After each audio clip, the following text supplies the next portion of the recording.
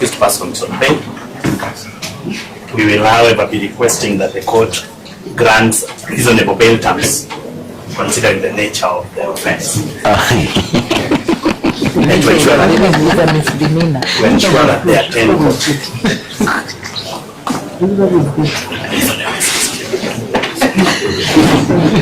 The nature of the offense.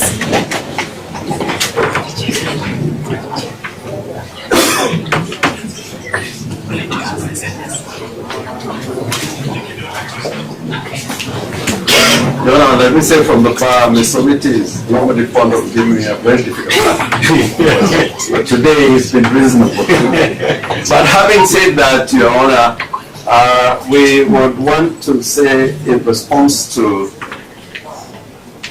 the position of the prosecution that they are not opposed to bail, in the circumstances we plead with the court that in view of the nature of the offense and the circumstances of the offense as it appears with the charge sheet, release of the accused persons on personal recognizances, or rather free bond, would be reasonable in the circumstances.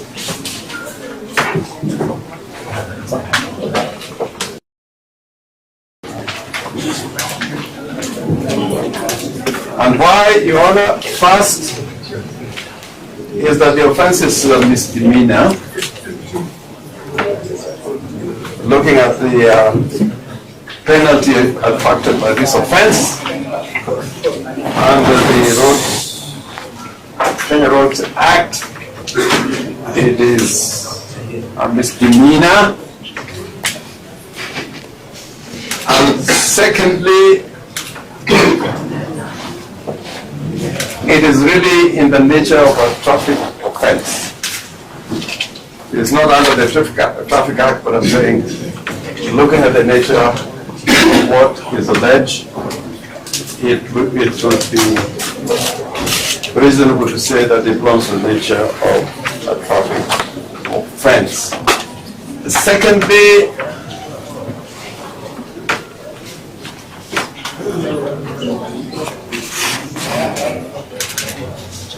it is without a doubt that these charges arise out of the events that took place yesterday, and the court can take judicial notice of the fact that on the part of the government of the Republic of Kenya, yesterday's events were authorized, if one has to go by the statement of the Cabinet Secretary for the Interior. There was a lawful demonstration yesterday.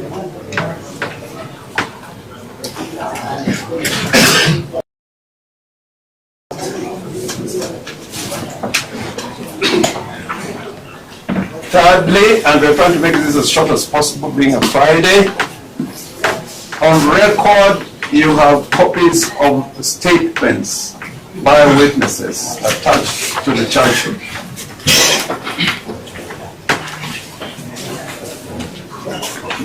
Normally the court is not entitled to look at it, but if at all if you have expunged but you're not done by the authority of the court, I checked with the prosecutor if they have filed the statements together with the charge sheet. If they have been expunged or removed, then that would be highly irregular. But shall I say this, then if they have removed it, that looking at the witnesses I don't have any witness statement. Yeah, but what they are, I checked with them. I have not said this out of spite or... I've not set my eyes on them. Yeah, but I asked them whether they had been filed. And they said they had filed them. They are not there. You can have But if they're not there, I would ask you, Your Honor, to look at the the charge sheet. The witnesses are all police officers, and this is an omnibus offense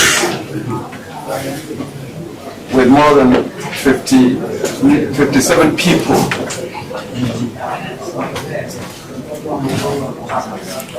200.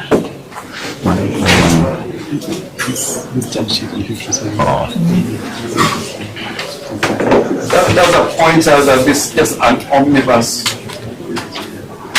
charge. And I can understand why very quickly the prosecution withdrew the statements from the court file. It is bad practice, it's bad professional behavior, but we have already dealt with that question. So in those circumstances, Your Honor, we ask you to release each and all the accused persons on their own personal recognizances or on a free bond, so that we can go home. Will you ensure they attend? Will you ensure they attend? Well, they are in court. They attend when the hearing. They will attend court. These are Kenyans. They're very good, patriotic Kenyans who showed their patriotism yesterday.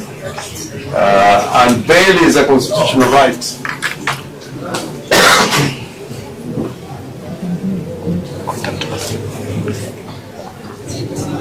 At the time of giving that personal requisitions, they can give their details, where they live, and the persons who can be contacted on their behalf. But it's such a matter that me as a senior counsel, I'm prepared to stand as guarantee. I'll make sure each one of them come to court. I'll make sure. And the president here will make sure Honorable Babu, Owino, Senator Mazo, these are patriotic people. So I ask you, really, ask you that it's a Friday. It's a Friday, and these are free citizens who are innocent before your ladyship until proven to the contrary.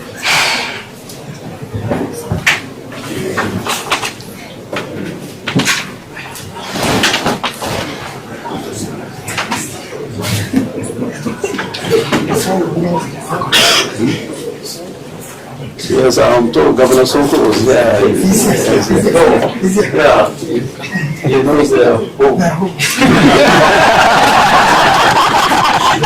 Yeah, there are two governors there. Babu, Owino. We can't go wrong with that. But I want to assure you, I've never said this before court of law, to say that I can personally.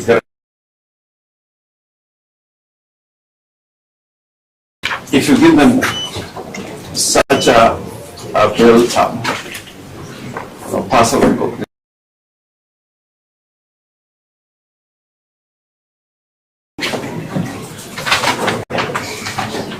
Monsieur.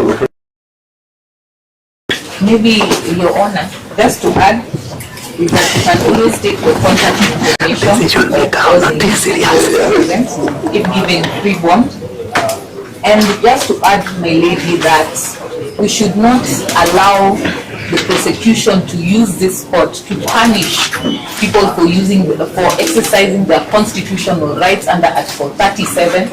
The process should not lead to punishment, that they are held longer than they ought to, merely because they exercise their constitutional rights.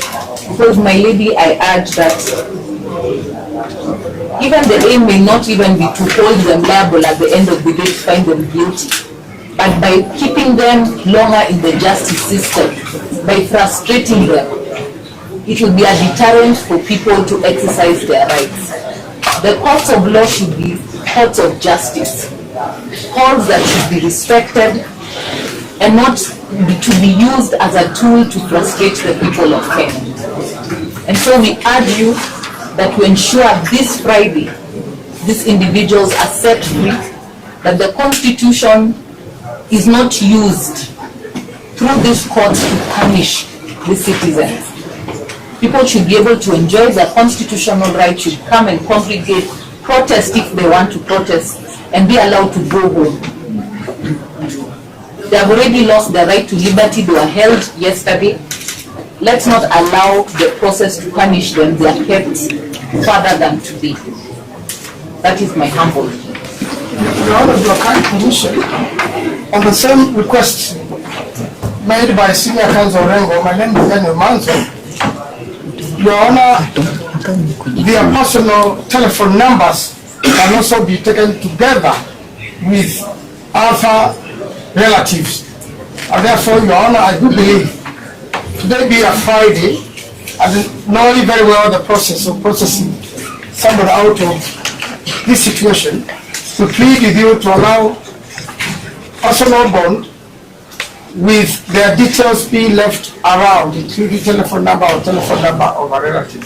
I do believe, Your Honor, they will present themselves in court the next time they are needed and will be able to proceed with the matter. I thank you, Your Honor. May it please, Your Honor.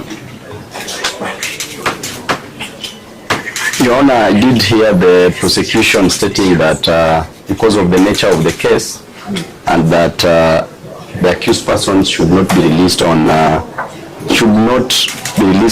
personal bond terms. And Your Honor, I want to remind the prosecution that bail is a constitutional right and not a privilege, as enshrined in Article 49 1H of the rights of an arrested person to be admitted on bail. Your Honor, the bail and bond terms policy of the court stipulates that cash bail should be admitted in a manner that is not punishing before trial. Because at all times, Your Honor, the accused persons remain innocent until the contrary is proved. That is Article 50, sub-article 2, paragraph A of the Constitution. Your Honor, Article 37 states that every person has a right to peaceably and unarmed to assemble, to demonstrate. Which article? Article 37 of the Constitution states that every person has a right to peaceably and unarmed.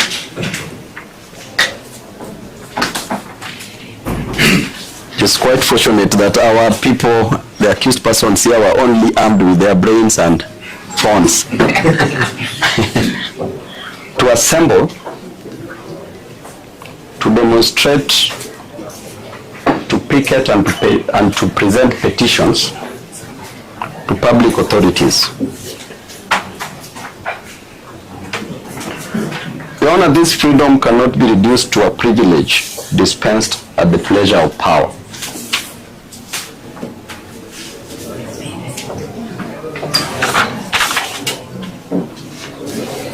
And Your Honor, the greatest mistake that the accused persons committed is to commemorate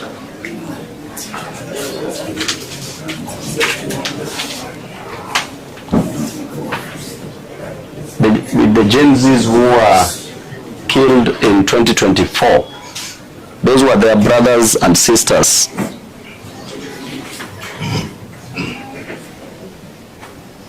And Your Honor, the state cannot convert grief into guilt.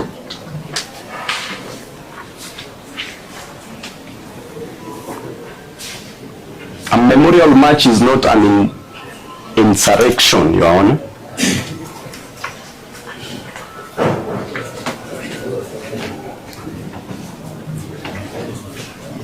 And the Constitution does not go on holiday when citizens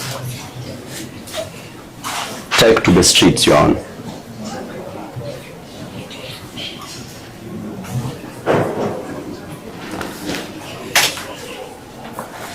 Your Honor, a government that is confident in its legitimacy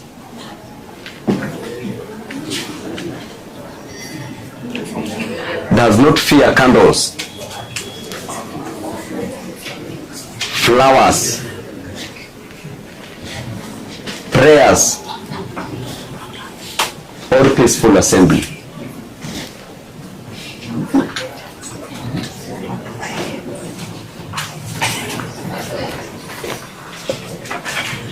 Your Honor, the blood of the fallen citizens cannot become legal foundation for arresting those who remember them.